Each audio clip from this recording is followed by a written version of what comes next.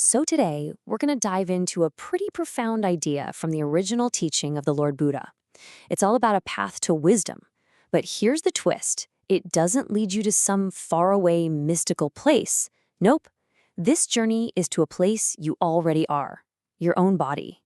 Okay, let's get right to it. Have you ever been doing some kind of mindfulness practice? Just sitting there, watching your body, and a little voice in your head goes, okay, but what am I really supposed to be doing here? How is this going to lead to some big insight? If you've ever thought that, you are definitely not alone. And it's a great question. The answer might just change everything.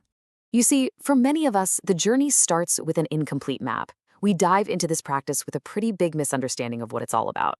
And that little difference in understanding, it's actually huge. It's the difference between just, going through the motions and actually having a real breakthrough. This right here, this points to a really common trap.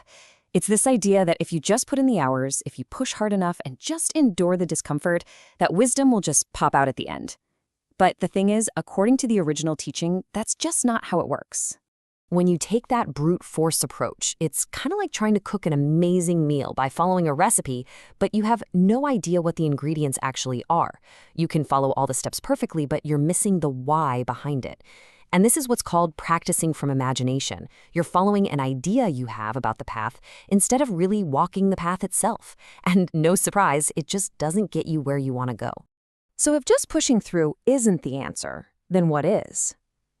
Well, our incomplete map, it needs a compass. And in the original teaching, that compass has a name: right view. This is the absolute game changer. It's what turns the practice from just a mechanical exercise into a real investigation. Now, here's the crucial part. Right view is not some belief that you're supposed to just accept blindly. Think of it more like a scientific framework. It gives your practice a direction, a purpose. It tells you what you're actually looking for, and that transforms everything into a focused investigation of your own experience. Okay, great question, right? If right view is the compass and the framework, then where's the laboratory? Where do we actually do this investigation? Well, the answer is both amazingly simple and incredibly deep. So where is this lab? It's right here. It's right now. It's not in some old book or a lecture.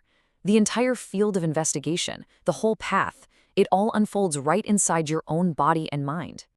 And this is where we need to get really clear on something. When the original teaching talks about the body, or kaya, it doesn't just mean your arms and legs.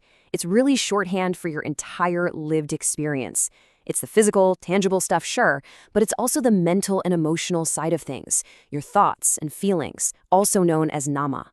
They're two sides of the same coin, and together, that's your field of investigation. And this is the core insight. This is the big aha moment.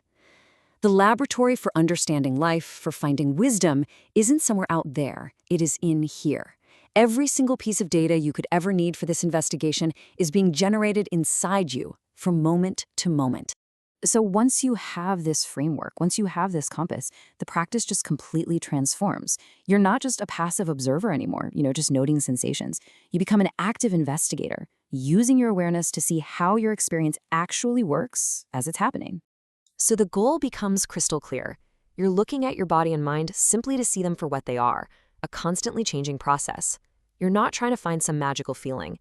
You're just observing reality so you can start to deconstruct this really deeply held but mistaken idea, the idea that there's some solid, permanent me or self running the show. All right, so let's bring it all together. The message here is actually incredibly direct and powerful. This entire journey to wisdom, what's called the Noble Path, it has one and only one source. And that's the bottom line. This isn't about theories or philosophies.